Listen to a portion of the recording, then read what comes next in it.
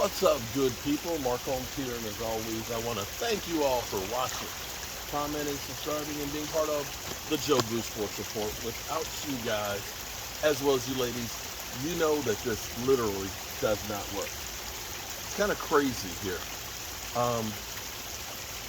It's a chestnut tree.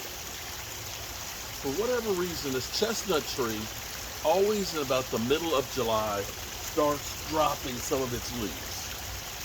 Now, when I first moved here, I thought it was because we put the fish pond here and maybe we cut some of the roots or something like that. But no, it just does it every year.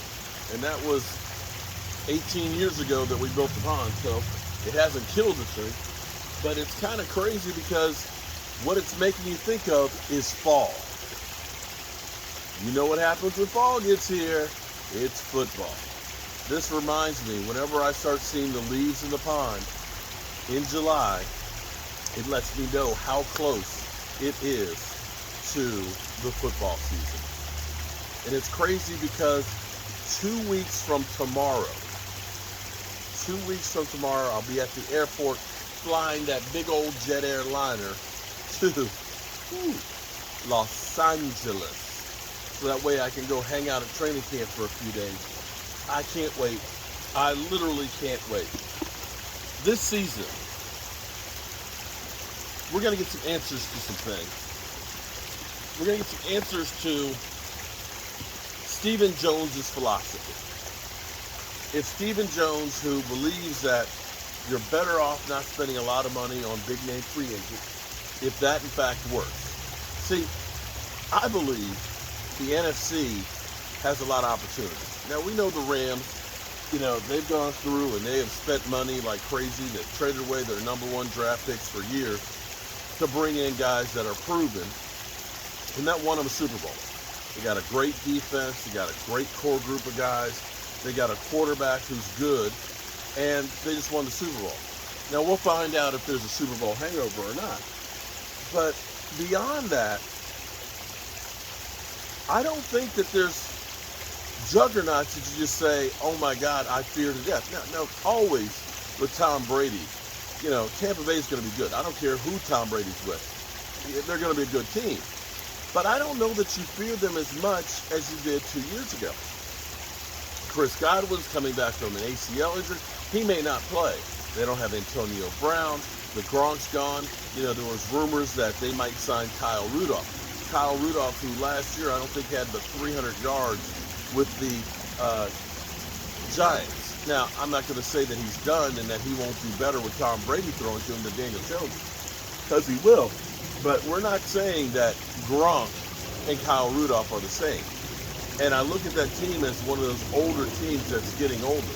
They don't have Ndamukong Suh this year as well. So you look at that and say they've taken a step back. I think New Orleans will be better. I think just the fact that Jameis Winston might be in better shape, and they were winning well with Jameis Winston, and they always seem to have Tampa Bay's number. Green Bay, if you're a true believer that Amari Cooper being gone hurts the Cowboys, well, then you have to look at it and say, Devontae Adams leaving Green Bay truly hurts Green Bay.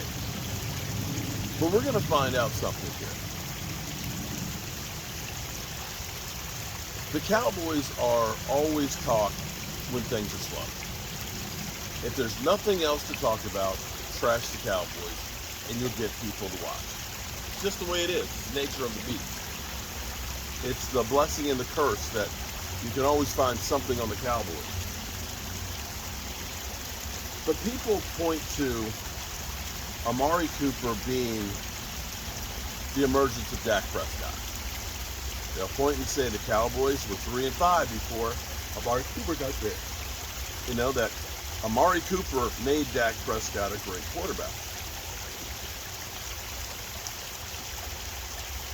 Is it Amari Cooper made Dak a great quarterback, or was it that Dak finally had a great receiver to work with? It's amazing because when you look at some of the players that the Cowboys have had at wide receiver, very rarely do you see them go on elsewhere and do so much better. When you think about some of the guys that, especially when Amari Cooper got here, that Dak was throwing with, he had Dalton Schultz and Blake Jarwin, who were both rookies, as his tight ends. We also had Rico Gathers, Blake Jarwin, Dalton Schultz as rookies. That was our tight end core. We had Allen Hurns, Measley Beasley, Terrence Williams,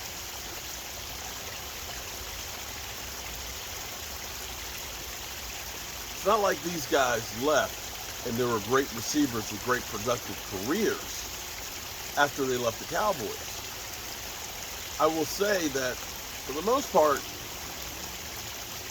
they were average at best, and maybe not even average in some of them. Now, Terrence Williams was decent, but he was never great. They'll say that, we had Des Bryant. He had Des Bryant for 2 seasons, and Des Bryant was more injury prone. But even with Des Bryant, here's an interesting statistic that most of you won't believe. Des Bryant with Dak Prescott averaged 14.9 yards per reception, which was higher than he ever did with Tony Romo. His previous high was 14.1. So now as we lose Amari Cooper, who, mind you, the Raiders pretty much gave up on, whose numbers after a couple of years had gone down in the toilet. You know that guy, Derek Carr, who Colin Cowherd now has in his top 10, rated higher than Dak? He was throwing to him, and in 5 games only had about 225 yards his last season there with the Raiders. He immediately comes there with the Cowboys, and his numbers turned around.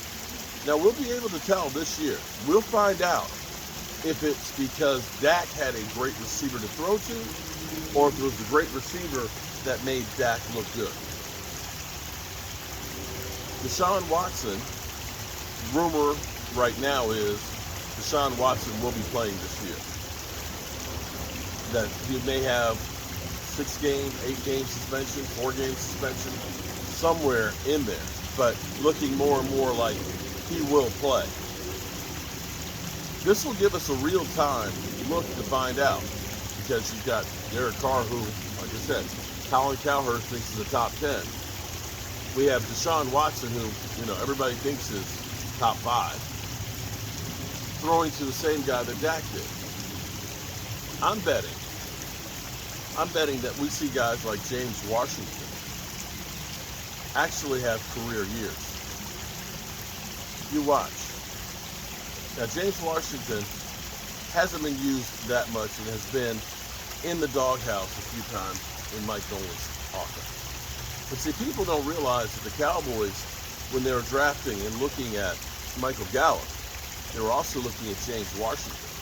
James Washington was highly touted by the Cowboys years ago. And see, one thing about the Cowboys is they like to go with people they know. They will look at players second go-round that they looked at before when they were rookies. I tell you, I can't wait, because I believe, and maybe I'm crazy, people will say you're just in the tank for Dak Prescott, a Dak lover or whatever. Be that as it may. For the most part, I've been right about Dak Prescott. I remember after his first year, we had people saying he'll be flipping burgers at Burger King in 2 years. That he's nowhere near the class of Jared Goff or Carson Wentz. Yeah. Now the thing is, he's overrated. How can you overrate a guy that was drafted in the 4th round? I don't understand that. By all expectations, he's truly outlived being a 4th round pick. Well, what do I know? I'm just a guy with a day job and a voodoo doll that can't wait for football to get here. Oh my God, I can't wait. Jeez, I can't wait. Let me say I appreciate everybody stopping through, especially all my Zoom in call people. Y'all are like family now.